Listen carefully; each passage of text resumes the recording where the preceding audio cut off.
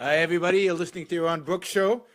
Welcome on this Saturday morning here in California, wherever you may be.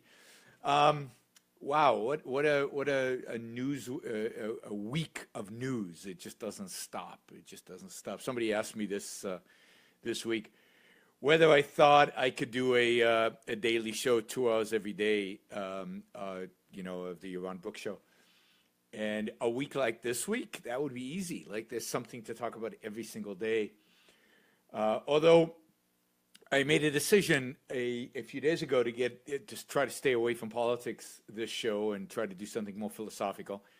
And there was this question that somebody asked a while back. I don't know, weeks, months. And I can't find the question. It's somewhere. I don't know if it was on Twitter, on Facebook, or in an email, but somebody asked me a question about kind of the impotence of evil.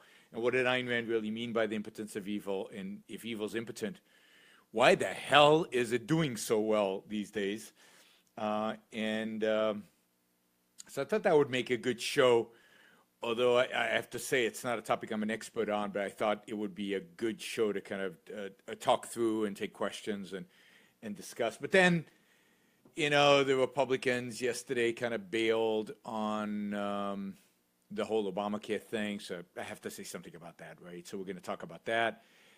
And one other thing, it just happened this morning, so, worthy of discussing, although I won't talk in depth about it. This morning I got a tweet that one of these racist alt-rights, and for those of you who don't believe that alt-right exists, you can go find them at this place. One of these racist alt-right publications has published a critique, right, of my article on just war theory. So my whole approach to foreign policy, and they're ridiculing. And I haven't read the whole thing. I don't know if I will read it. I just find it. I like when I have a shower whenever I go to one of these websites. It's so despicable, but it's called, so the article, this critique is called On Neocons and Neurotics, Yaron Brook and the Folly of Preemption. So this is preemption in war. And it's funny on a number of different respects. One, calling me a neocon is really funny. The neocons are horrified. The neocons are going to hide right now. The idea that I would be a neocon terrifies them. And of course, I'm not a neocon. Indeed, I think probably the most critical book ever written on neoconservatism that really analyzes it philosophically in depth and crushes the whole ideology of neoconservatism was a book that Brad Thompson wrote with my help called Neoconservatism, an Obituary for the Idea. And I wrote the chapters on foreign policy criticizing and demolishing the whole neocon view and approach to foreign policy. So calling me neocon and then calling me neurotic, maybe. I don't think so. I don't think anybody would call me neurotic. I'm probably the antithesis of neurotic. So that's what I woke up to this morning. Is this? Oh, and it's published on something called the Occidental Observer, right? And which is edited by a guy named Kevin MacDonald, who is a professor emeritus of psychology, just to prove that in order, that racists and bigots and just nuts are not necessarily people who are uneducated. Usually they are led by people who are very well educated. Anyway, this article is on something called Occidental Observer, which is subtitled White Identity, Interests and Culture. So, white interests and white culture. Obviously, the fact that I'm white does not create a common interest with these people. I guess I'm white, though I'm Jewish, so I guess that doesn't count completely as white. I don't know. This whole racist stuff makes it very difficult to figure out. Written by some guy named James Wald. Okay, so this is like it was published this morning, and it's freaky and it's spooky, and it's well, it's not spooky because it's not really scary. These people are really impotent. We'll talk about the impotence of evil in a minute.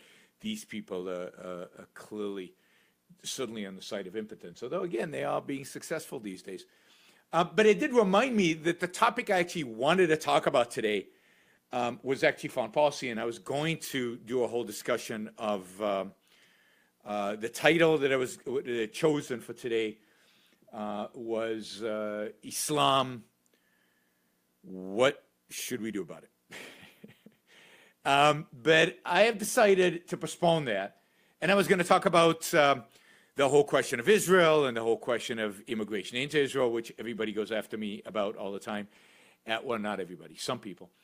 And I've decided, for a reason I'm not going to actually disclose right now, I'm going to keep you in suspense, and I'll disclose the reason when I do the show, to postpone it for 2 weeks. I will probably do that show in 2 weeks, and the show in 2 weeks will be on a Sunday, and I'll probably be doing it from London, and that show will be the show probably, unless some breaking news happens or something else happens, will probably be the show I do on Islam, on evaluating Islam, on the threat that is Islam, on who the enemy really is Islam the enemy, and I'll also cover in that show the whole question of Israel and immigration and into Israel. I'm not going to talk about immigration into the U.S. again.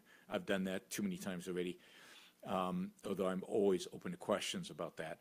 So, it should be, this should be it should be a good show, a provocative show, a show some of you at least will not agree with and will want to argue with me, and you're welcome to call in and do so. So this is that show on Islam in 2 weeks from today, so that'll be what? That'll be April, I don't know, 10th or something. Let me just pull up a calendar, and I'll tell you exactly. So that'll be the show that I do from the UK, and it'll be April 9th. It'll actually be on a Sunday. The 8th I won't be able to do. Now, let me just say to those of you listening from overseas that if you're in Finland, I will be in Finland giving a talk on April 3rd. If you're listening, and I know some people are listening in Bosnia, I will be in Bosnia giving a talk on April 4th. If you are in, where is this? If you're in Montenegro, I will be in Montenegro April 5th. I will be in Macedonia April 6th. And I will be in Albania in Tirana April 7th and 8th. So for those of you who live in those countries, and I know I do have listeners for this show in all those countries, you can find information about that on my website. Actually, not on my website. I don't have a website, not yet anyway. I'll have one soon. But on my Facebook page and on ari.aynrand.org/events, ari.aynrand.org/events, you will find a listing of all those events. So Finland, Helsinki in Finland on the 3rd, Sarajevo in Bosnia on the 4th, a city whose name I cannot pronounce on the 5th, that is Podgorica, something like that, in Montenegro on the 5th, and Skopje in Macedonia on the 6th, and then Tirana in Albania. I will be speaking on the 8th at a conference. So that'll be, and then it looks like there's going to be a talk in London for those of you listening in London, probably on the 10th. And that talk sounds like it's going to be on immigration. So I will be giving a talk in England, in London, on immigration on Monday the 10th. So if you have any questions about immigration, concerns, if you disagree with me, if you think I'm crazy about immigration or whatever, join me in London on the 10th for Q&A. My guess is that'll be taped as well and streamed and whatever.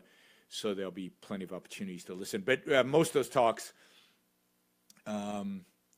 anyway, those talks will all be kind of interesting. But my point is that if you're interested in the whole Islam question, if you're interested in my views on Islam, That'll all be on April 9th, the Sunday, and I'll be broadcasting from London if we can get me a wired internet connection in my hotel there. Last time we were unsuccessful, so we're going to plan ahead and try to make sure we get the wired internet connection this time. All right, let's see. Just quickly, this week I gave three debates in Ohio. I've never really spent much time in Ohio, and I found Cincinnati fascinating in the sense that you look around and you can get a sense of how rich the place used to be and how wealthy it was and how productive it was, the houses on the hills. I didn't realize how kind of hilly it was. I thought Cincinnati would be flat. So, and I went to the Cincinnati Art Museum, definitely worth going to the Cincinnati Art Museum. There's a wonderful, beautiful Bouguereau painting at the museum. I should actually post some of the photos I took up on Facebook, and I will. Some beautiful sculptures, beautiful, beautiful sculptures. A couple of Frischmuth. Frischmuth is one of my favorite American sculptors. She was a woman. But some wonderful sculpture, a couple of life-size sculptures by her in the courtyard. And then there was a Jerome, and as I said, a Bouguereau, and a Alma Tadema, and a bunch of other really good paintings and some beautiful sculptures in there. So since you could tell the wealth there was Cincinnati, and it's kind of cool and a little sad that obviously it's not as wealthy as it used to be. But that was the great industrial period in American history, late 19th century, early 20th century, when Cincinnati was kind of a frontier and was industrialists went there and prospered there and did very successful. The era of capitalism in America, relative capitalism in America. Frischmuth is the name. Frischmuth is the name of the sculptress, and she's got a famous sculpture called Divine, which is at the Metropolitan Museum of Art. I'm doing my positive values up front, which is at the Metropolitan Museum of Art, but is also there's another copy of it at the Cincinnati Art Museum, and it's in the courtyard, so it's easily to miss it. But it's in the it's not positioned really well, so it's hard to really appreciate the sculpture at the Metropolitan. It's easier to really delight. Well, I was in a cloudy, kind of cold day, but yeah, definitely if you're in Cincinnati, go to the Art Museum. I like going to art museums I like going to art museum, period, but particularly to lesser known places and to places that used to be wealthy, because that all the contributions of artwork were done in the 19th and 20th century. That's when people accumulated art, because that's when they were rich, and therefore the art is good as compared to the junk that is accumulated in modern times, even by wealthy people who have no clue. So that was cool. I spoke at North Kentucky University. I spoke at the University of Cincinnati, both at the law schools, and then I went up to Columbus and did a debate at Columbus. And I'll just say this, that because the Columbus one was memorable.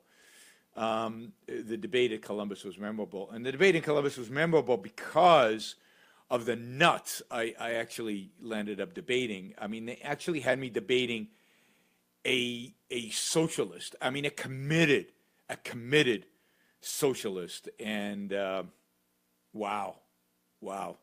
I mean, I should have done the whole show just on the socialist and the evil that is socialism, and to hold that ideology and to spout the nonsense that this guy spouted. Talk about evil.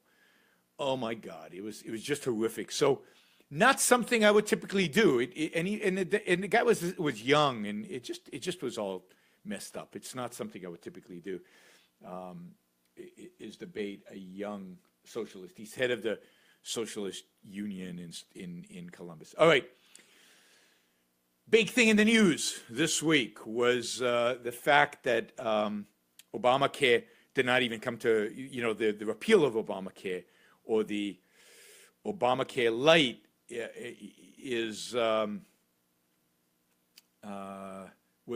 didn't even come to a vote. The Republicans clearly did not have enough votes to pass it. This is in the House, where they have a clear majority. It would be one thing to talk about the Senate, where you'd probably need 60 votes to pass a lot of this, or certainly you would need 50, and all they have is a 2-person majority. In the House, they have a big majority, and it didn't even come for a vote because they were so convinced that they couldn't pass it. And this is tragic and depressing and stupid and reflective of everything wrong with the Republican Party and everything wrong with President Trump, because this is not just a failure of Paul Ryan and the Republicans in the House. This is primarily a failure of Donald Trump and his leadership ability and his ability to make a deal. I guess he's not so good at making deals. And I know all of you, a lot of you are going to come out and say, Yaron's just anti-Trump. No, but think about it. Right? This is exactly an example of how pathetic Trump is in actually leading this country. So what should have been done about Obamacare? And I'm not gonna say what I would have done if I were president, because put aside my radicalism, put aside, I'm always accused of, Yaron, you're just about, you're willing to sacrifice the good for the sake of perfection. So put aside perfection. What should the Republicans have done? And I'm talking about, Republicans as they are today. Well, not Donald Trump as he is today, because that's pathetic, but as they are today. What should have Republicans done? And let me just say, to power was the fact that he appointed Price, as Health and Human Services, right? And because Price is pretty good on Obamacare, and he's pretty good on health care generally. He's a doctor. He's a former doctor, turned congressman. He was pretty good in the Congress. He was part of this Freedom Caucus that basically stopped the bill that was going before the House, right? And so what was, so I was fairly optimistic because I said, look, Price is good. He had a repeal and replace bill already that he had proposed. So he had a proposal on the table when he was a congressman, which is not bad, And I thought, all right, this is a great sign. We've got a Health and Human Services Director, a cabinet member who actually knows how to get rid of Obamacare, who would actually replace it with something more sensible, more free market. And he's going to propose this. That's going to be the starting point. The starting point is going to be a dramatic move towards free market. And yes, we probably won't get that because they'll have to compromise to the left with some of the Republican moderates, but we'll get something better than what we otherwise would have gotten. So this is what Republicans should do, right?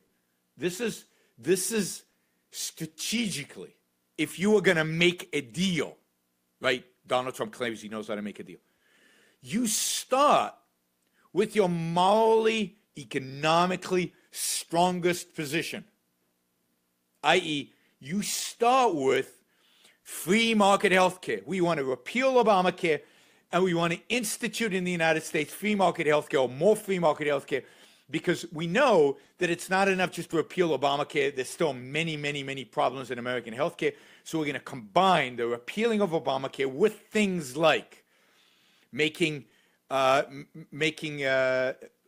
away the deductibility of health care from corporations, making it impossible for businesses to deduct insurance premiums, so as to encourage individuals to purchase and to own their insurance premiums rather than their employers owning those insurance policies, have individuals own their insurance policies. Things like allowing to buy across state lines, think like a dramatic expansion of medical saving accounts, and so on, right? So free market-like policies. And you put a package together, the repeals takes away all of the garbage.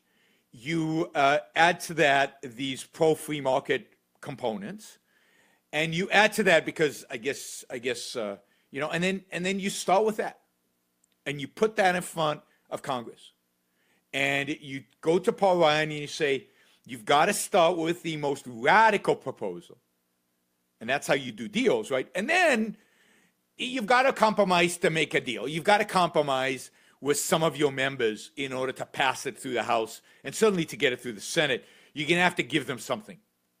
But if you start by giving them everything, then you've already lost before you're even starting to trade, right? And then nobody's going to like the deal that you're proposing. The moderates are not going to like it because it's too radical. You're repealing Obamacare. And the right is not going to, you know, the Freedom Caucus is not going to like it because it's not free market enough. So if you're really about cutting deals, if you're really a master of the art of the deal, which Trump claims he is, you don't start by selling out, which is what the Republicans did, which was what, what's his name, Paul Ryan's plan was. It's what Trump's plan, Trump Care, was. It was a complete sellout to the socialists, to those who believe in Obamacare and who want to save Obamacare. Instead, you start with something radical, and then you move a little bit to the left in order to get it passed. But that's not what was happening. This bill that they were going to propose, it included the same kind of subsidies. They changed it a little bit in terms of how you make those subsidies, so it made it marginally better. It involved massive regulation of health insurance in a sense of telling insurance companies what kind of policies they could sell and what kind of policies they couldn't sell. That is, they started with something far to the left of what I think you could have gotten if you'd negotiated right. And why did they do this? Why did they start way to the left? Left I take to be more socialized for the purposes of our discussion right now. Right I take it to be more free market. I know that's meaningless, but it's just in terms of convenience, we're going to use those terminology right now. All right, but I have to specify it in those terms, right?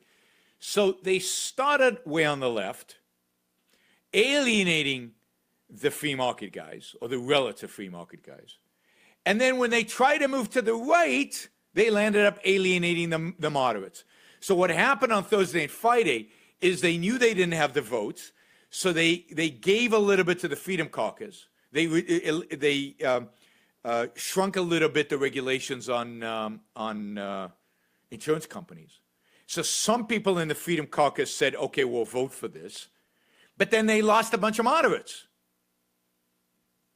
So they didn't have the votes. It's not just that the Freedom Caucus killed this bill. It's that moderates, the socialist Republicans, killed this bill as well, because the bill, nobody was happy with it, right? And this is the, I really don't get it. So this is classic. You know, the Republicans never, ever, ever, ever present a true free market alternative to anything. They never, ever, ever go up and say, here's what we'd like. Let's debate this. And then, okay, we'll negotiate a little bit on the margins. No, they start way on the left, way on the socialist side, and then they seem to upset everybody because the socialists are not quite happy because it doesn't go left enough. And the pro-free market people are not happy because, well, I thought we were for repeal Obamacare completely, and what have you done? And of course, guiding this whole process, motivating this whole process, is Donald Trump. Because, you know, again, Donald Trump appointed Price as Health and Human Services Director. Price is a free market guy who believes in free market health care. Why wasn't that the starting position?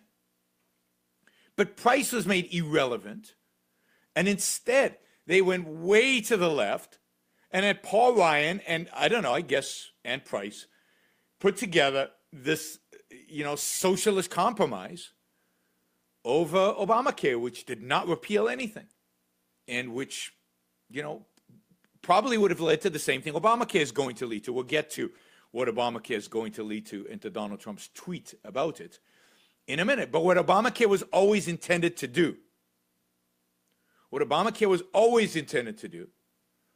is failure of insurance companies, which would then be blamed on the marketplace. And then the left would come forward and say, see, actually the right would probably come forward, the Republicans would probably come forward and say, we tried markets. We tried them. We had exchanges, we provided incentives, but we tried markets, and they failed. The insurance companies all went bankrupt. So obviously insurance doesn't work. Obviously private doesn't work. So what we really need is single-payer socialized healthcare. And somebody on the chat is saying, but don't people hate socialized medicine? No, they don't. They love it. They love it. They love socialized medicine. It's always been a fallacy that Americans dislike Obamacare because what they want is free market medicine. No, they dislike Obamacare, at least a percentage of them, because what they want is socialized healthcare. And the Brits love their socialized healthcare. Brits love it. The Europeans love their socialized healthcare. They love it. Because they don't want to think, they don't want to judge, they don't want to evaluate. And this way they can just walk into any clinic and say, you know, I'm hurting, and somebody will treat them and it won't cost them anything. So they don't have to take personal responsibility over their own health treatment. Socialized medicine allows you to be numb and stupid, allows you to not have to choose. And people like that.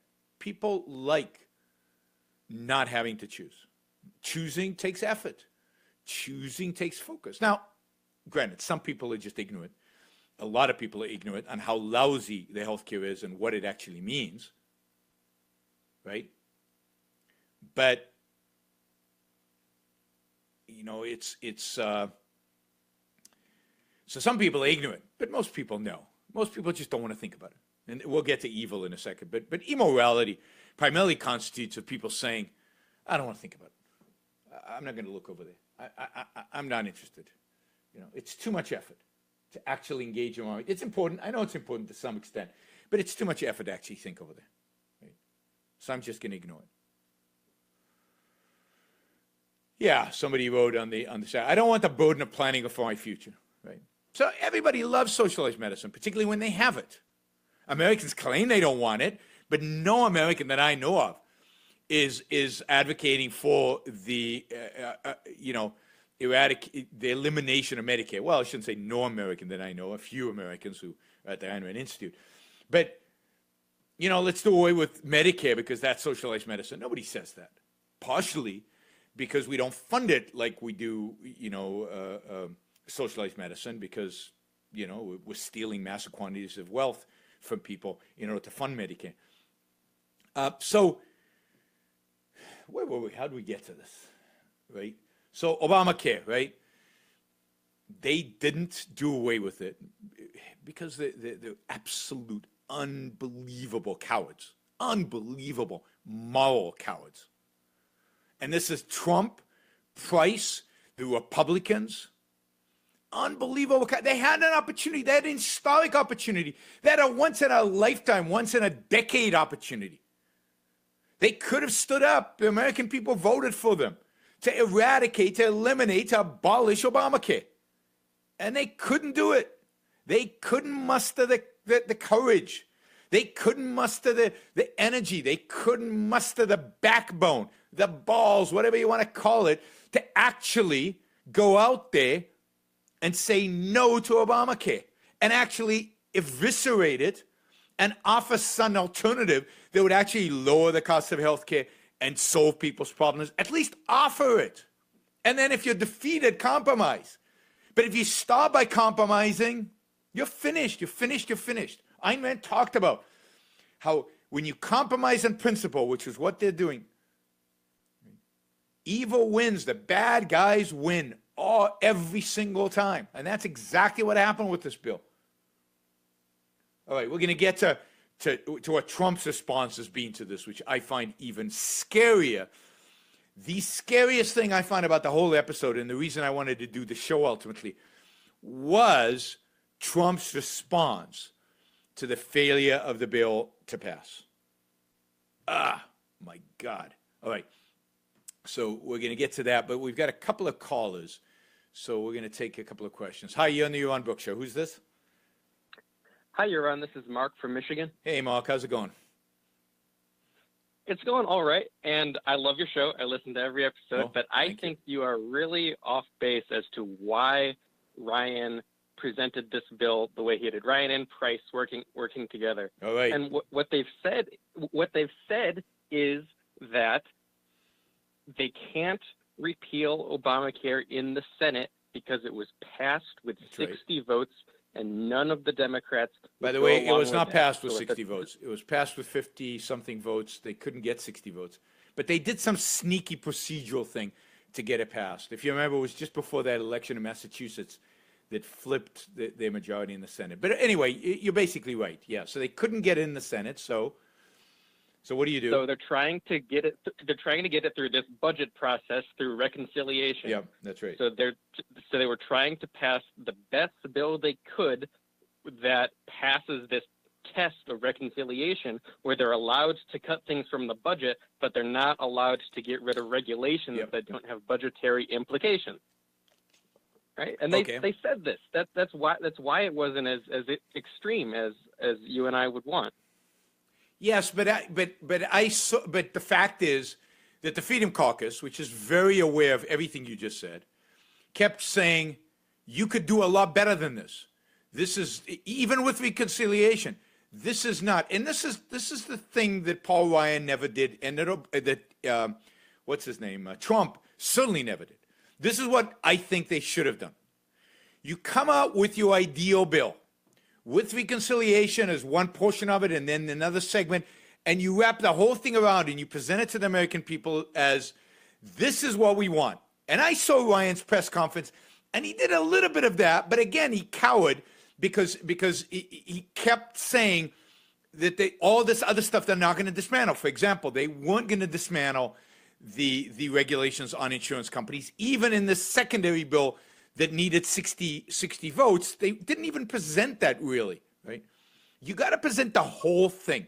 You got to present your ideal, and you got to make the moral or the economic or some principled case for it, which I don't think they did.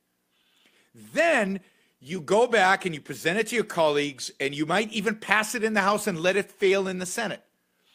And then you go back and say, okay, obviously we don't have 60 votes in the Senate. Now let's see what is the most we can get away with. But you start from the most radical and then you moderate.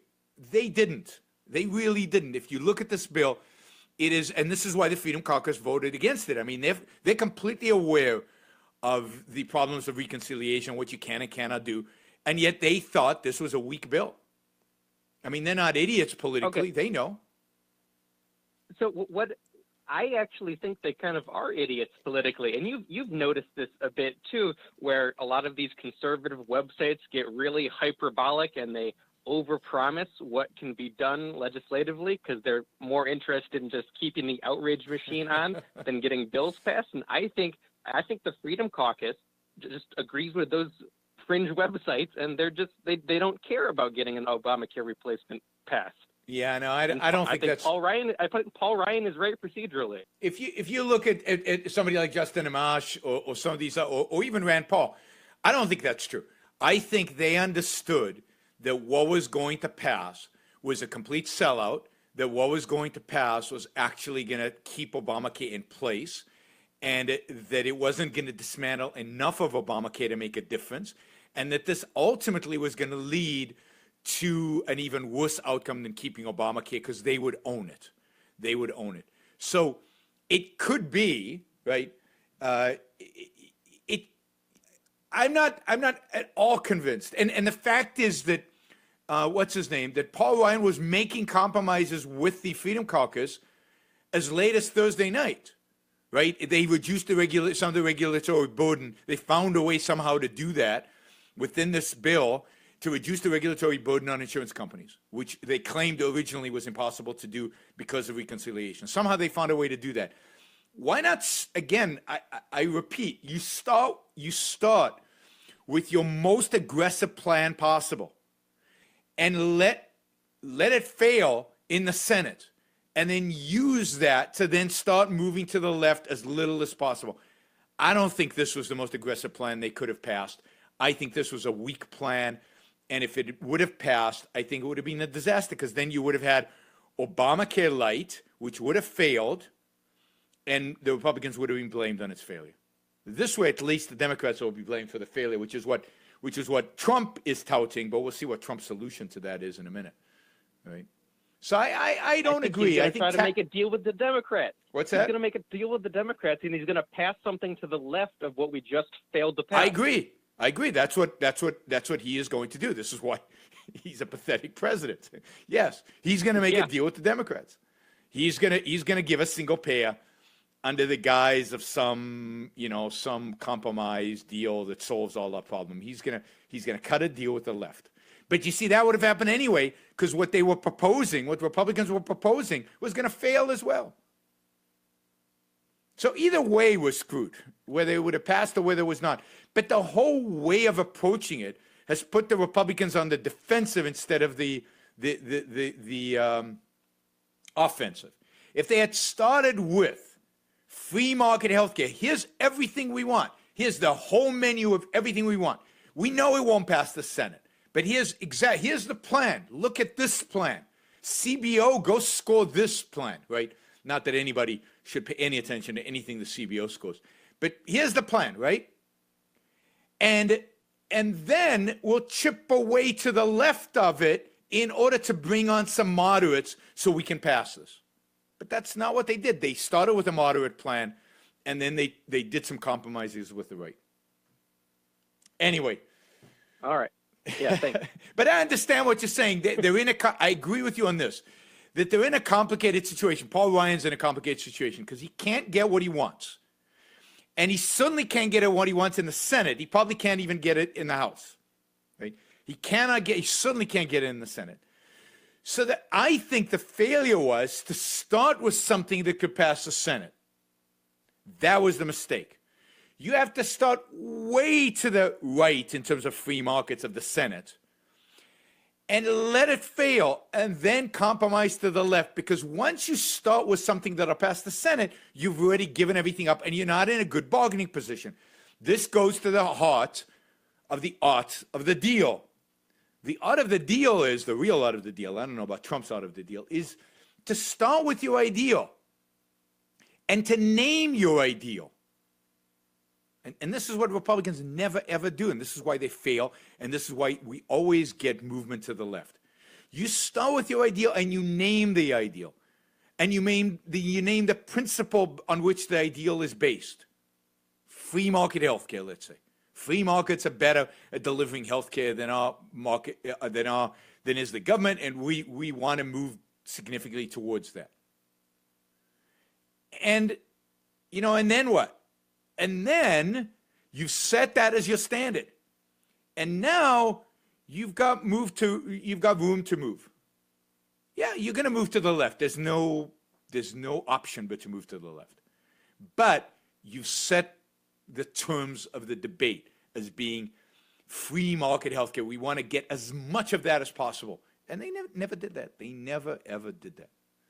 And again, all of you who thought Trump, Trump, whatever you think, he didn't get it done. One way or the other, he didn't get it done. So much for him being a businessman who knows how to get stuff done. This is politics. This is a completely different ballgame. All right, let's see. We got another caller. Hi, you're on the Yaron Brook Show. Who's this? Hello. Hi, this is Andrew from New York. Hey, Andrew. How's it going? Hello. Hey. It's funny. I was going to say, as I was thinking about what I was going to say to you, thanks for fighting for us. And I realized that's on an altruistic premise. And I said, well, he's actually fighting for himself, and we are also, and us at the same time. Yeah, but it's not complete altruism.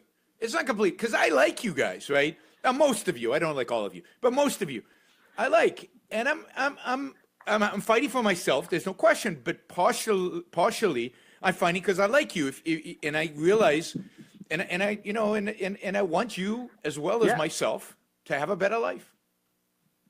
That makes sense. Primarily, and I think it can be said proudly, you're fighting for yourself. Absolutely. Primarily. Absolutely. And I think that's an important point, that Absolutely. people shouldn't feel uncomfortable to say that morally. Not but at I all. wanted to also hit on the moral point on this healthcare debate. Yeah.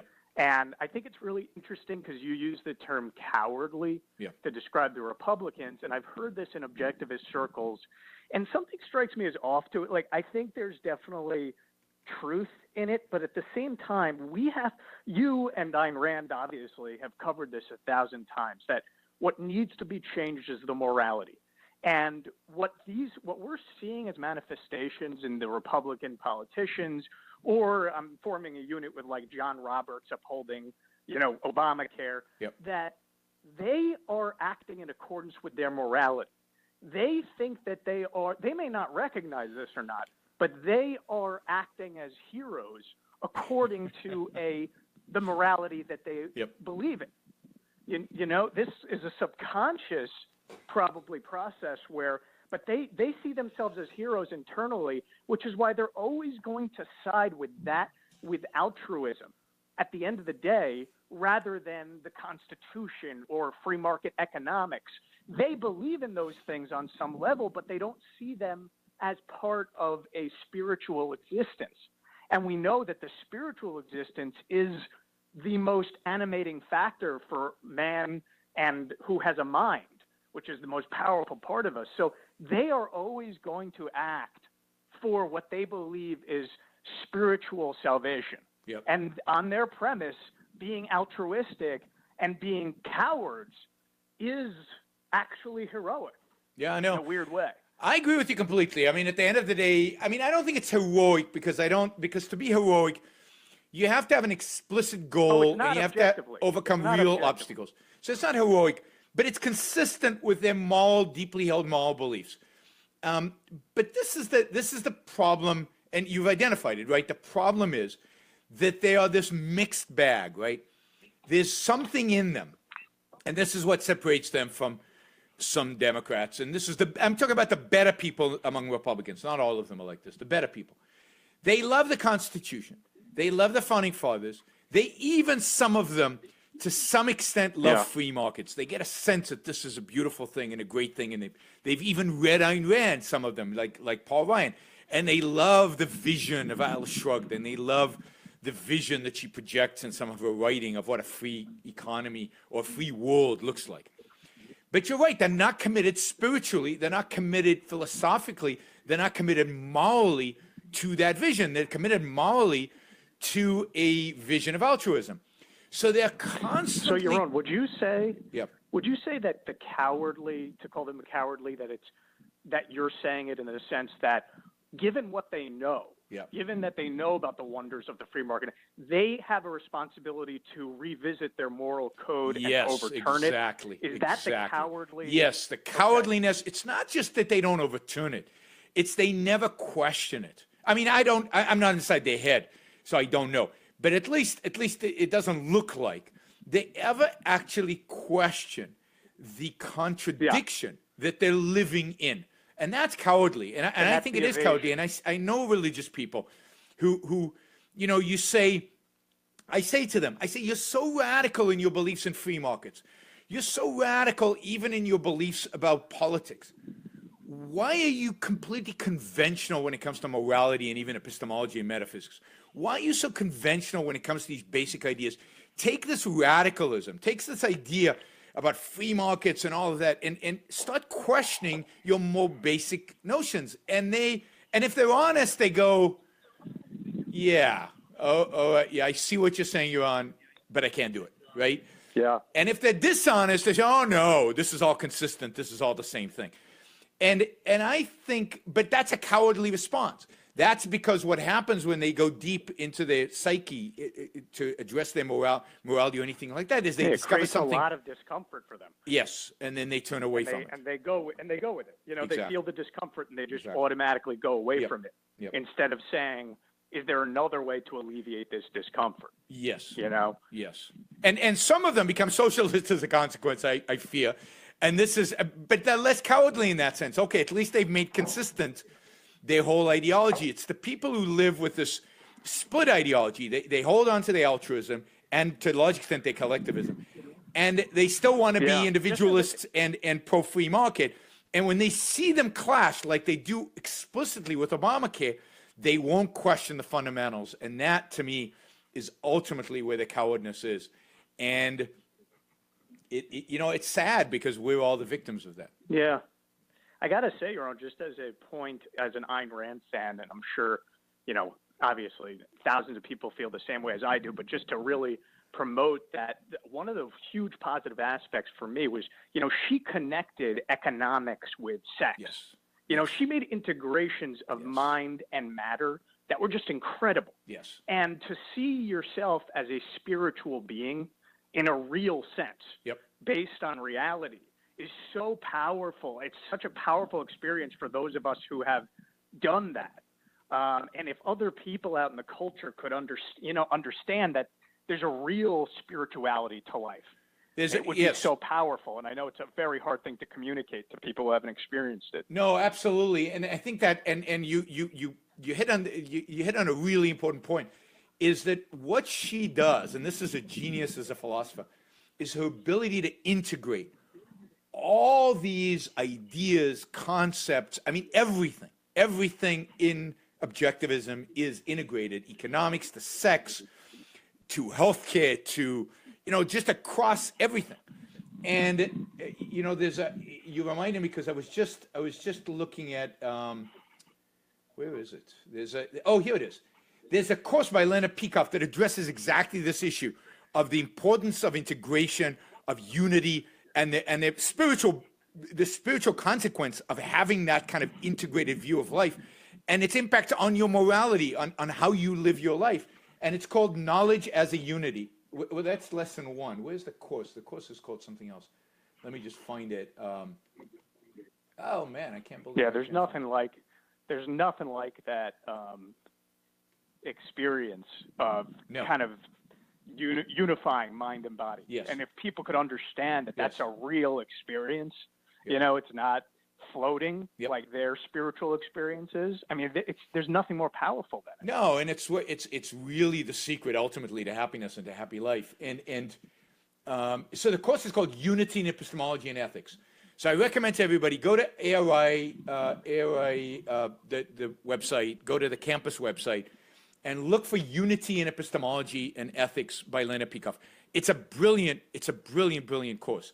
And again, this idea that in order to properly be moral, and to all the benefits that come from morality, that is a flourishing, happy life, you've got to have this integration, and epistemology is so crucial to your happiness, to your spirituality, to being able to be a complete human being, to live a flourishing life qua human being. Absolutely. This is a new course, so it's not a new course, it's an old course, but it just went up on campus the last few months. So I encourage you, Unity in Epistemology and Ethics by Leonard Peikoff is crucial. And I've learned more. I mean, I learned a huge amount from Ayn Rand, obviously, but the real integration, the real work of becoming an objectivist and really integrating it all and making it happened to me when I really studied Leonard Peikoff's courses. I mean, he really chews it in a way that really allows you to make it part of you, makes it part of your essence. And it's so crucial and it's so important. Great. Absolutely. Thanks for the call, and good, because we got to the essence of what the cowardly represents, and that's great. So thanks. Those are the best kind of calls, when it causes us to go deeper and go to another level and engage in the philosophy. So let me just say something, because I want to talk about this idea of evil. Let me say something about about Donald Trump. And I know some of you are cringing. Oh, here Yaron goes again, slamming Donald Trump. But, I'm just reading his tweets. That's all I do. So here's Donald Trump's tweet from this morning. I guess it was, 7:37 a.m., I think my time, East Coast time, West Coast time this morning. 25th of March. Okay, here's the tweet. Now, this is so wrong on so many different dimensions. So wrong on so many different dimensions. But this is what he said. Obamacare will explode, and we will all get together and piece together a great healthcare plan for the people. The people, by the way, is bolded. The people. Do not worry. Oh my God, am I worried? Oh my God. So first, Obamacare will explode. That can't be good. That can't be good for people who have insurance. That can't be good if you're sick. That can't be good if you're in a hospital when it explodes.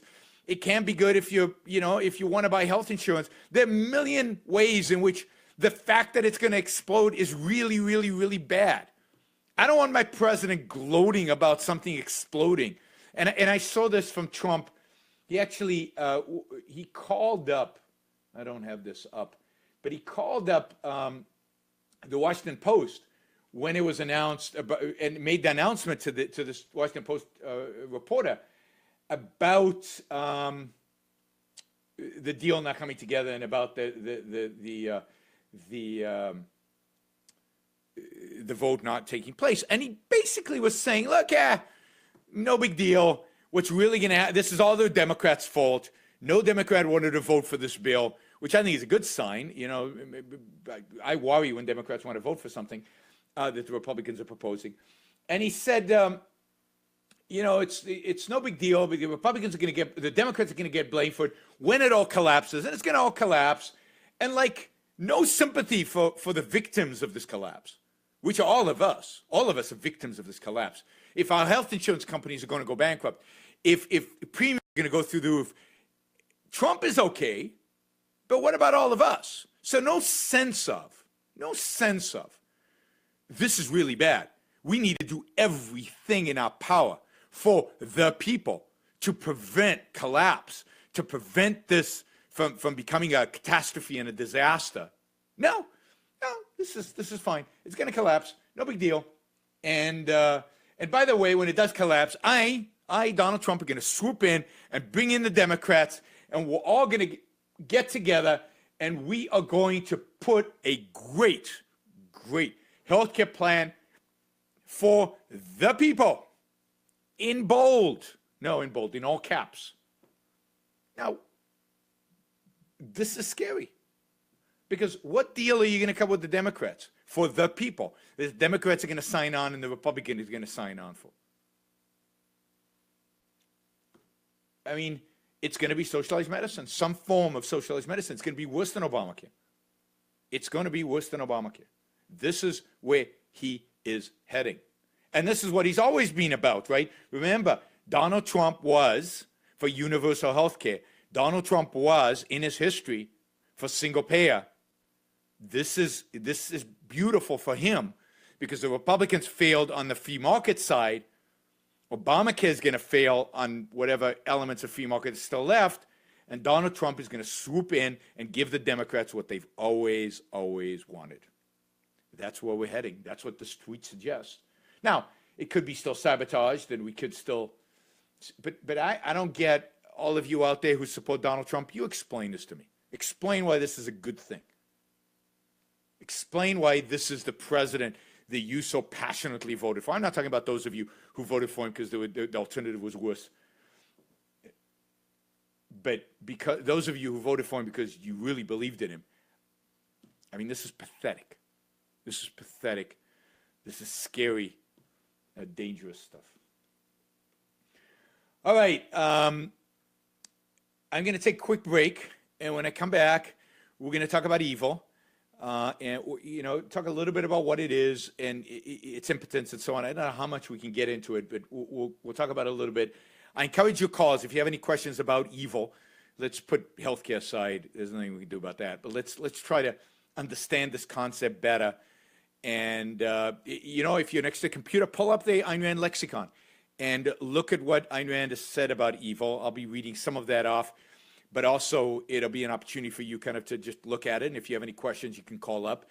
But so we're going to take a quick break. We're going to talk about, and we're going to come back with, let me see, what are we doing here? All right, here's commercials. All right, see you in a minute.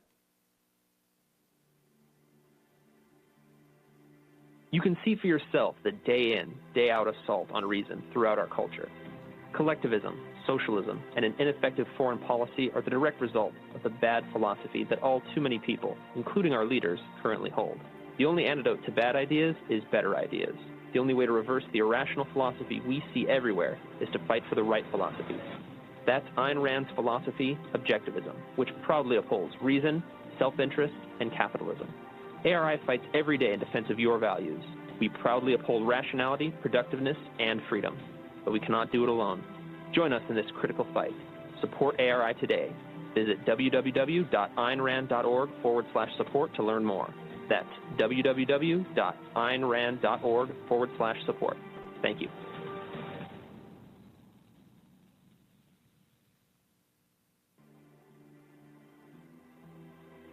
Free speech is under attack.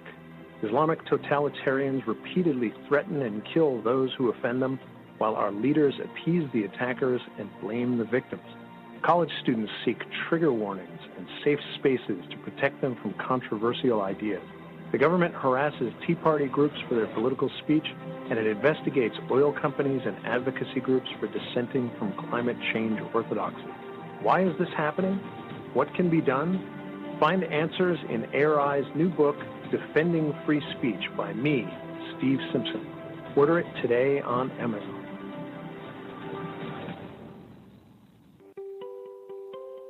Join the 40,000 subscribers already connecting with ARI through our newsletter, Impact Weekly. You'll learn about our programs and discover our distinct perspective on today's most talked about issues.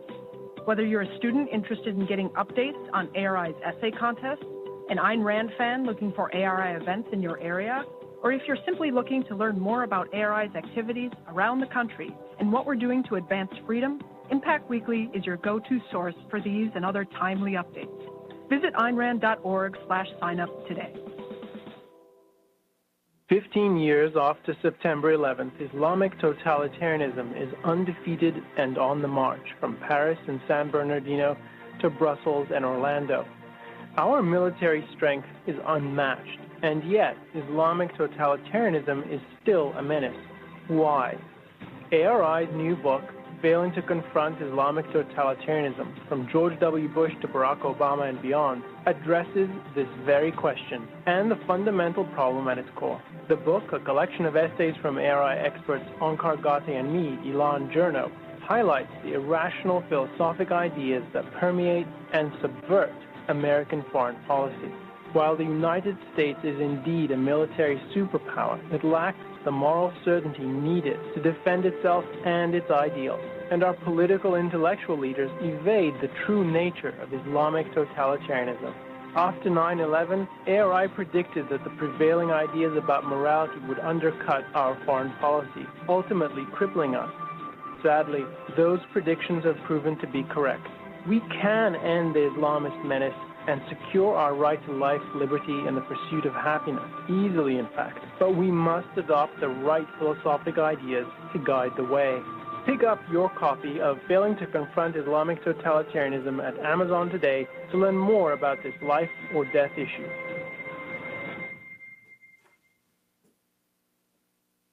For 30 years, the Ayn Rand Institute has been on the front lines of the culture wars, introducing millions of students to Ayn Rand's books and ideas, educating young intellectuals who now teach at universities around the world, and speaking out in defense of free speech, free markets, free minds. You can join their battle for reason, individualism, and capitalism here and around the nation by making your contribution today at aynrand.org/support. That's AYNRAND.org/SUPPORT. All right, so let's talk a little bit about evil. We've got about a half an hour for this topic, and you can call in 347-324-3075, 347-324-3075. Well, what do we mean when we talk about evil? Well, before we get to evil, right, this is why this is going to take longer than half an hour, we have to, in a sense, set the standard for what goodness and what morality is, because evil is the opposite, right? Evil is the rejection or the opposite of morality, of the good, of the positive.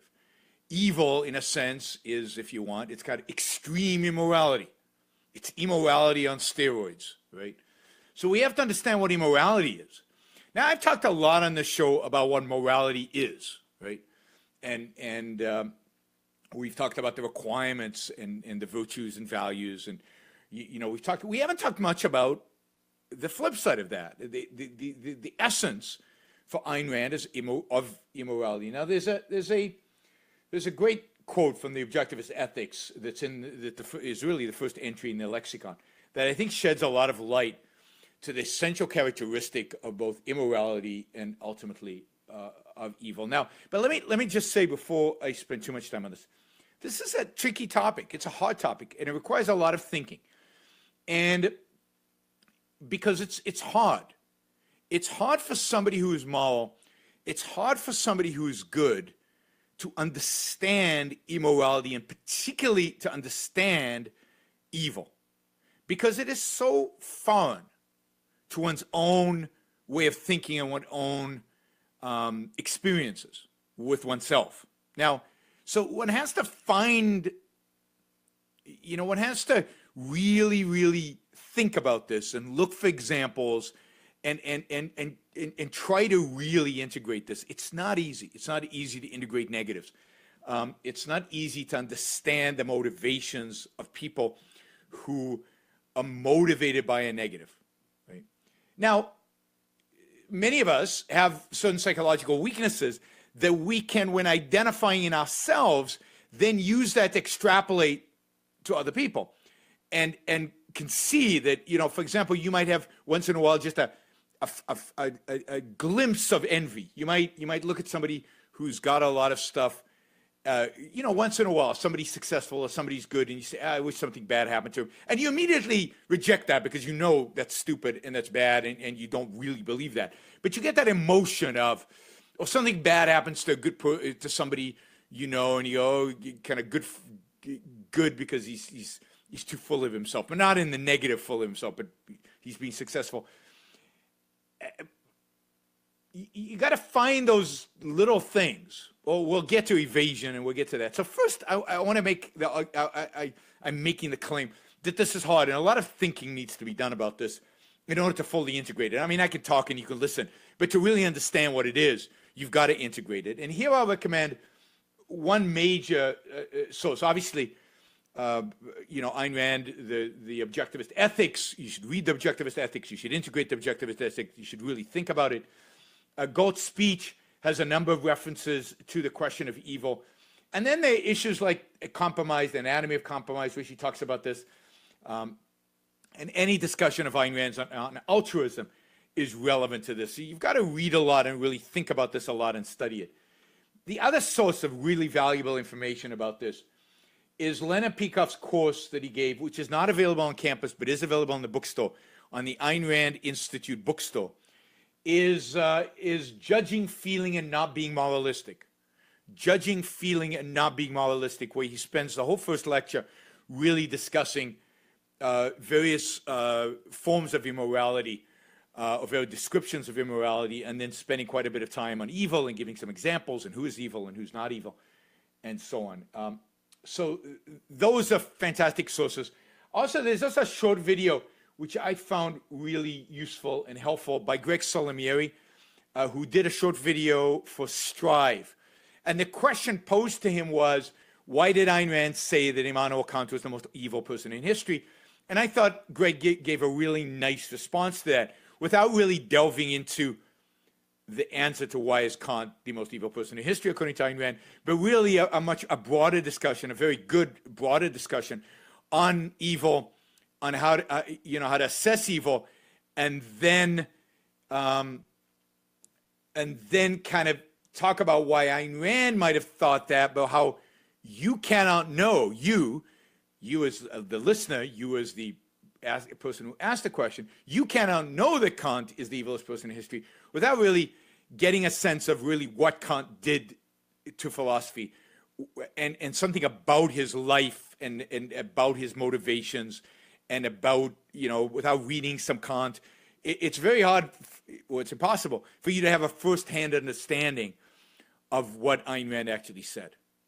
So I'm not sure I have a first-hand understanding, because I don't know enough about the history of philosophy, and I don't know enough about Kant's philosophy, and I don't know enough about his life. What I know comes from Leonard Peikoff and Ayn Rand primarily, and from others, not from directly engaging with Kant, partially because I'm not a philosopher, and I hate reading that kind of stuff, and I just can't. I have a very low tolerance for I don't know, deep philosophical texts that make no sense to me. So I have very, very low tolerance for that. So that's one of my weaknesses. I'm not arguing that all of you should do that, but I can't. Anyway, so those are good sources. Greg sent me, it's a short video. It's like 9 minutes, I think. And you can find it on my Facebook page, Y Brook. But I think if you go to Strive's Facebook page, you go to the Strive website, Strive, the Objectivist group, the student group, they've got a number of videos and with Greg, and one of those videos has to do with evil. So here's the quote from the Objectivist Ethics, which I think is at the core of this, and which I think you can't understand any of these concepts without really understanding this quote. The standard of value of the Objectivist Ethics, the standard by which one judges what is good or evil, is man's life.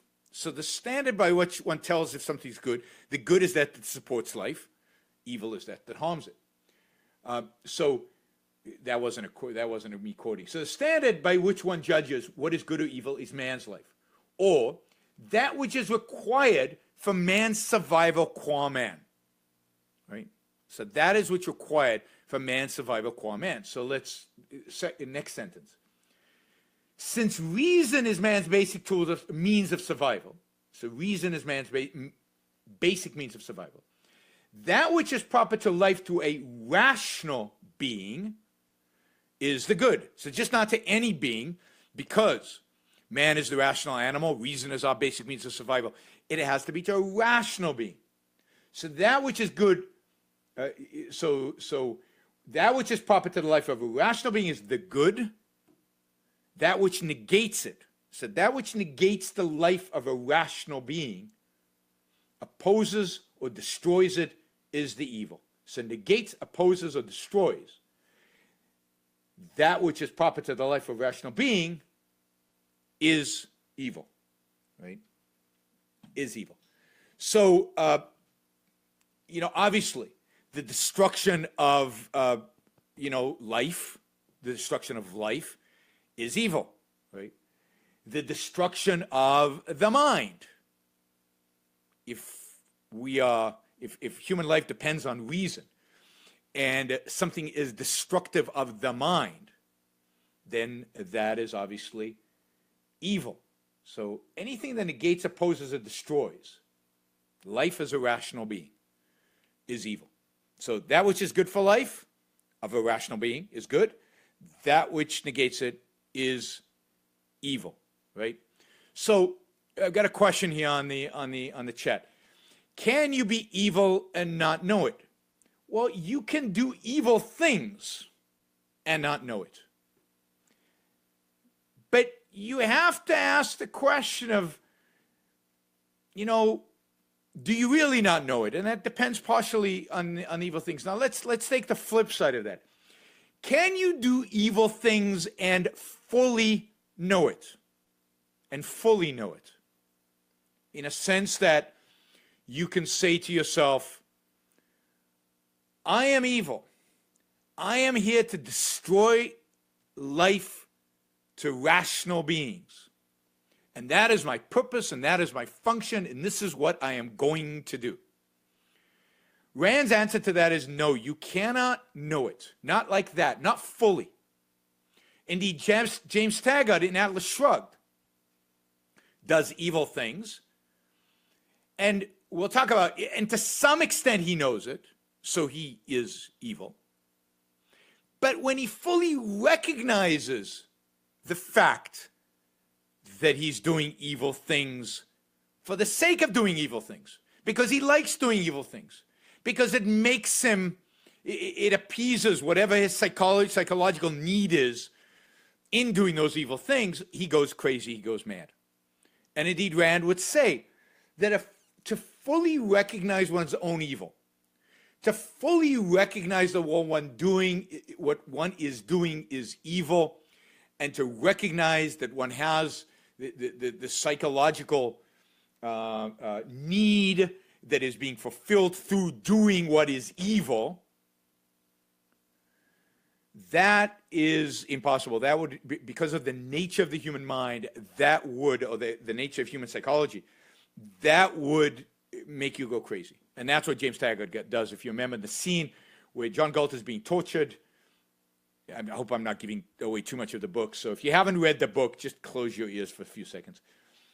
He comes to realize that he is enjoying the torture, that he's enjoying Galt's suffering, and that he wants Galt destroyed, that he's always wanted Francisco and all of these people, all the good guys, that's what he's wanted their destruction.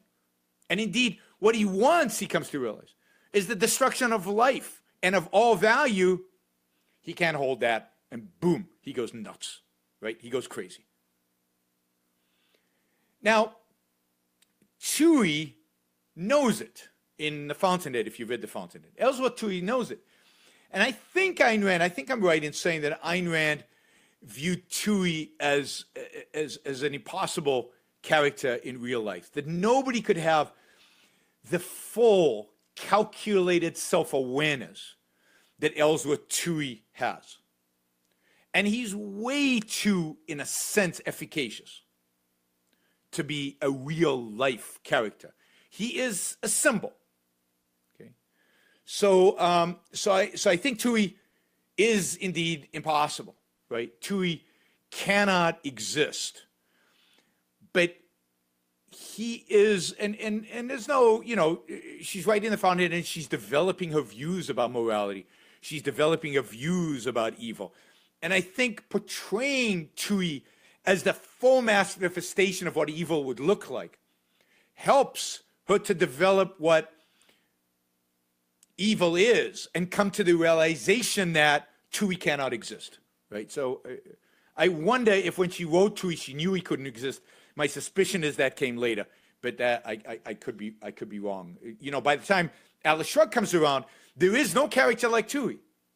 Indeed, by the time Atlas Shrugged comes around, it is clear that evil is impotent. You see the impotence, the ineffectuality, the inability of evil to do anything really other than to destroy all around. And to a large extent, that's part of the theme of Atlas Shrugged, right? Because if the good requires, if the good is the rational mind, is man reasoning, then evil is the irrational, and the irrational, by definition, you can't do anything, right? The irrational can't build, because rational is a commitment to reality. The irrational is a negation of reality. How do you build a bridge if you're negating reality? Rationality is a commitment to logic. How do you build anything? How do you so-called fix the economy, right? If you abandon logic, right? You have to torture John Galt to try to get him to help you fix the economy, because you can't, because you know, and this is what evil does, right? It knows that this guy is rational and therefore can do something right. Of course, the whole conception of fixing the economy is wrong, and this is part of the problem at Atlas Shrugged, right? Of the villains in Atlas Shrugged. But their whole idea is they can identify their own weakness, their own patheticness, their own impotence, right? So if the good is the rational, is living a rational life, living a life consistent with reality, where you use your mind, then the essence of evil is the irrational. It's the opposite. It's the negation of the mind. It's a negation of fact. It's a negation of truth. It's a negation of logic. Now, so if Ellsworth Toohey can't exist, then does that mean evil doesn't exist? No, because what she's talking about is not a full recognition of the fact that you are being irrational, or the full recognition that you are doing something that's evil. But the fact that you are evading recognizing it, and therefore evading fixing it, correcting it. Okay? So evil is the awareness of your evil is not fully in front of you. It is somewhere in the periphery. She talks about this in evasion, and she talks about evasion being the root of evil. It's something in your periphery where you don't go there because you know, again, at some level you know, psychologically, that you will have to question too much, that it will be painful, that that there's truth there, and you don't want to know the truth for whatever psychological reason. You don't want to know it. And she talks about this in Galt's speech. Galt's speech, he says, thinking is man's only basic virtue, from which all others proceed. So again, thinking is man's only basic virtue, from which all others proceed. And his basic vice, the source of all his evils, is that nameless act which all of you practice, but struggle never to admit. Notice the struggle never to admit, because admitting is what would destroy you psychologically. Right? But struggle never to admit. The act of blanking out, the willful suspension of one's consciousness, the refusal to think, not blindness, you can see, but the refusal to see. Not ignorance, but the refusal to know. That's it's so beautifully written. I have to, it's so beautifully written, right? The willful suspension of one's consciousness, the refusal to think, not blindness, but the refusal to see, not ignorance, but the refusal to know. Wow. It is the act of unfocusing your mind and inducing an inner fog to escape the responsibility of judgment. Usually judgment about yourself. Usually judgment about what you've done or what you're thinking or who you are. On the unstated premise that a thing will not exist if only you refuse to identify it. So this is now she's going brilliantly to metaphysics, right? She's saying that at the core, this is an attempt to negate A is A. At the core, this is a metaphysical statement, right? This evasion is you're psychologically making a metaphysical judgment, which is that A shall not be A. So on the unstated premise that a thing will not exist if only you refuse to identify it, that A will not be A so long as you do not pronounce the verdict it is. Now that's beautiful writing. Whatever you think about the ideas, that whole paragraph is magnificent, right? It's magnificent. It's logical, but it's also just the writing is just beautiful, right? She's so eloquent. But this is the point. The point is that, yes, to be an evil person, one has to know what one is doing at some level. One has to know that if by advocating socialism, you're willfully choosing not to examine Venezuela or to rationalize it away, not to think about the Soviet Union or North Korea or Cuba, but to somehow rationalize, and you see the rationalizations that people have. Oh, that wasn't real socialism. I got this in the debate the other guy. The guy's, no, that's not real socialism. So he knows, and you can see he feels uncomfortable even when he says it. He's not really arguing it, right? There's a certain unease. And that unease is that he knows that he's evading. He knows he's shutting out Venezuela and China and the Soviet Union and all these other examples of socialism's failure. And that's shutting out. That's the essence of immorality. That's the essence of vice. Because vice is about not thinking. And thinking requires facing reality. Thinking requires facts. Thinking requires A is A. It requires identification of the law of identity in everything one does. But so the essence of non-thinking is pushing facts aside and not being willing to deal with them. Evil is immorality on a big scale. Right? Evil is when it's a commitment, not just not to think right now, but it's a commitment to create destruction, real harm, dramatic and significant ways. So Leonard, in this lecture, which again I strongly recommend, he talks about bad versus immoral versus vicious versus wicked versus evil, and I particularly found his identification of wicked is interesting, because wicked, he says, pertains to the consciousness of the perpetrator. How conscious is he of what he's doing? Now, he's not at Ellsworth Toohey level of consciousness, because that is so evil, it is impossible to hold. It is impossible to be that. But where on the spectrum of awareness is he? Between somebody who recognizes and says, oh my God, what I just thought or what I just did, that's absolutely wrong. Let me figure out what I can do to fix it, restitution. Oh my God, what just happened to me? I need to fix it, right? That's, and then there's the guy who says, you know, I vaguely have a feeling what I did was wrong here, and then goes on to something else. Versus the guy who says, who, and again, it's hard to imagine for yourself because good people don't do this.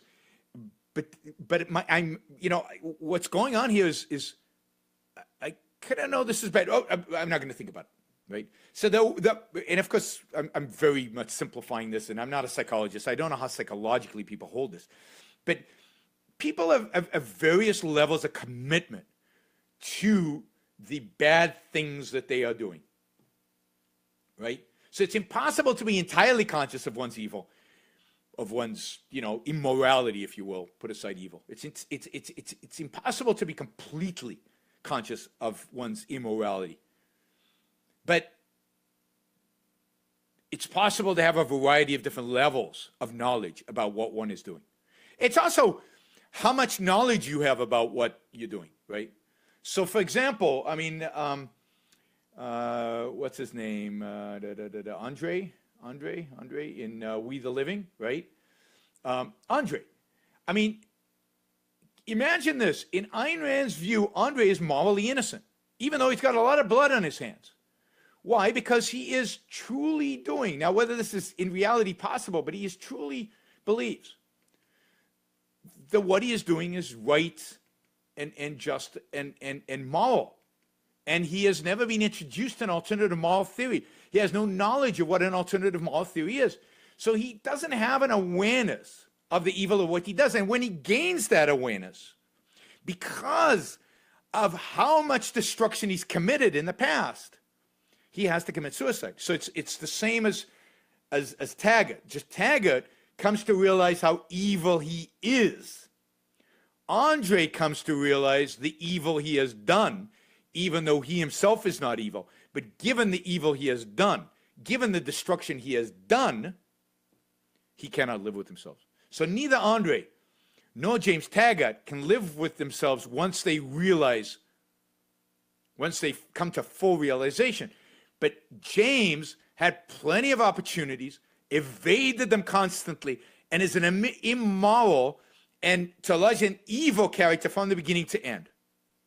Andre in We the Living, who's a communist, if you remember, and who clearly kills innocent people, but is a committed communist that believes in communism and has no reason to doubt his belief until the end, is a moral character who suddenly realizes what he has done by mistake, by accident, and as a consequence has to commit suicide because there's no way to redeem yourself once you realize what you have done. But his is that he's done evil things by accident. So evil has to be motivated by self-awareness. There has to be an element of self-awareness in the evil. So is Hitler fully aware of the evil he is doing? Well, no, not fully. Not in the sense that he goes, my goal is to destroy everything, knock stuff down, pull it down, destroy it, everybody, everything, everywhere. No, he rationalizes that away. And I'm doing this for the good of the Aryan people. And to some degree, he believes that. I'm doing it for the Aryan people, and there's a good here. There's no accident that most of these guys, even at their worst, always have some utopia in the distant future that they're striving towards, right? So the Aryan people, they'll all be harmonious. This will be wonderful for them. And this is necessary for that. Now, he has to commit massive evasion. He has to constantly pull back into the depth of his mind the evil that he is doing and how corrupt and sick his psychology really is. Right? He has to constantly do that, pull it away from consciousness. And he has to create a fantasy, the Aryan race, and he has to pretend that he can commune with the Aryan race to know what is good for them. But all of that, right, is an attempt to shield his own psychology from the knowledge of how evil he really is, right? And the thing about Hitler is, or somebody like Hitler, is it's so obvious that he's evil. That is, the evasion has to be massive. He's slaughtering people by the millions. He's engaging in massive warfare. Everybody is worse off because of his existence. So scale of destruction is massive everywhere around him. Everywhere around him. There's no, you can't have that kind of scale and, and claim it's an error. Now, again, whether you can be Andre, I don't know. But even Andre, at some point, has to come to the realization that everything he's done in the past was wrong and that he can't live with it. Hitler never comes to that realization. I've never been inside Hitler's head, but I assume not, right? So the scale has to be, and the same with Christianity, right? Or the same with religion. Islam, take Islam, right? Or blowing yourself up, killing people on a massive scale, wanting to do even more damage, killing only a few when you want to kill thousands or millions or tens of millions of people, right? You have to evade that. Now, your rationalization for all that is, oh, well, there's 72 virgins and there's a God and he told me. But the whole idea of God is an evil idea in this sense. It's because it's negating, it's an attack, a direct attack on your own mind. It's a negation of your mind. It's a negation of reality, right? Of A is A. So it's a direct attack on your means of survival, on your basic means of survival. And therefore, the whole idea, that idea is evil. And then acting on it while evading what it really means, by killing people, by inflicting massive destruction, which religion almost always does.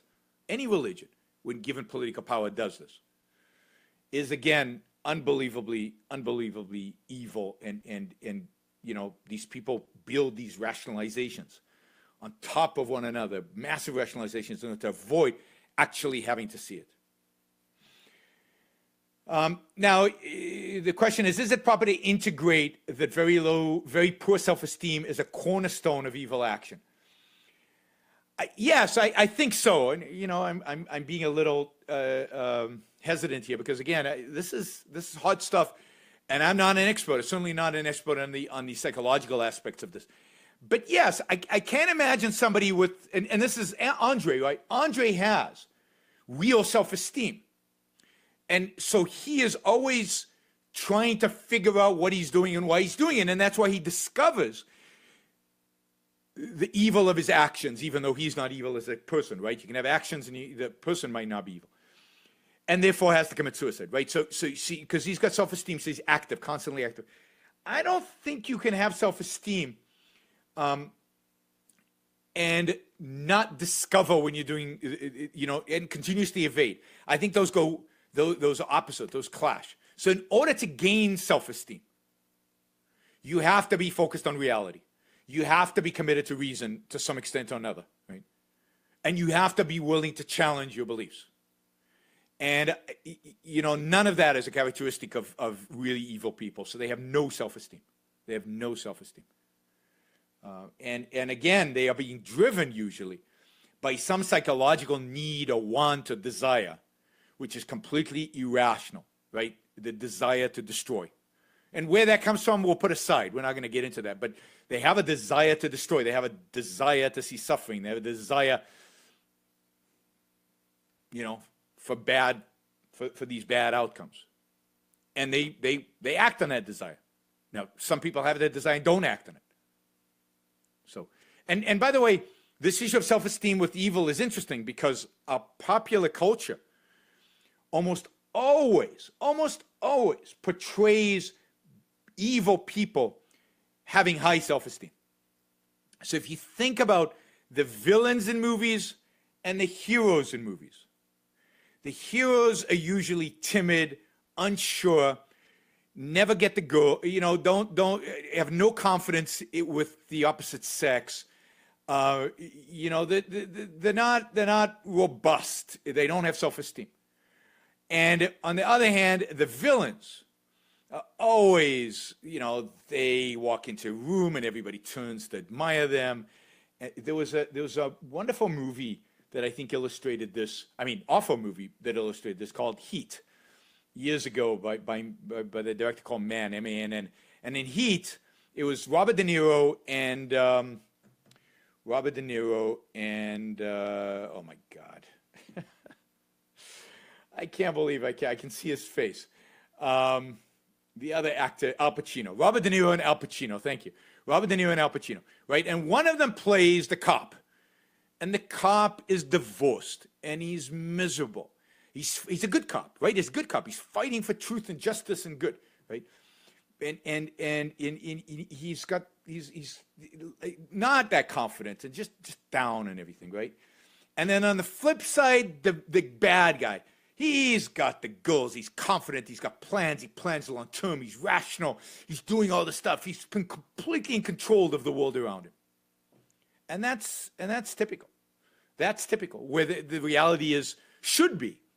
The flip side now, unfortunately, a lot of good guys don't have self-esteem because they don't know how to integrate. They don't know how to take that goodness and be proud of it.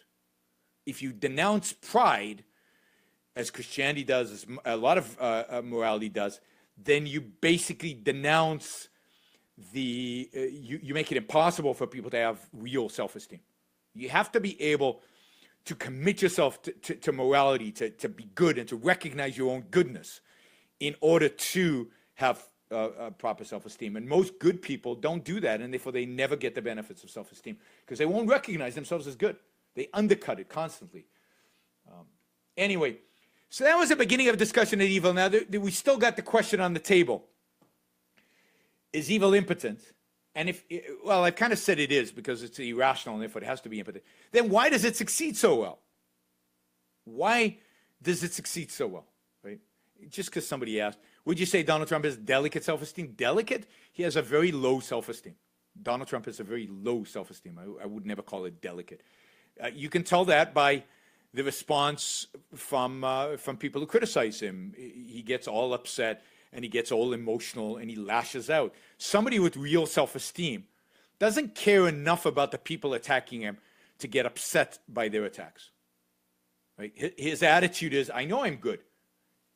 If you're criticizing me, there are only two options.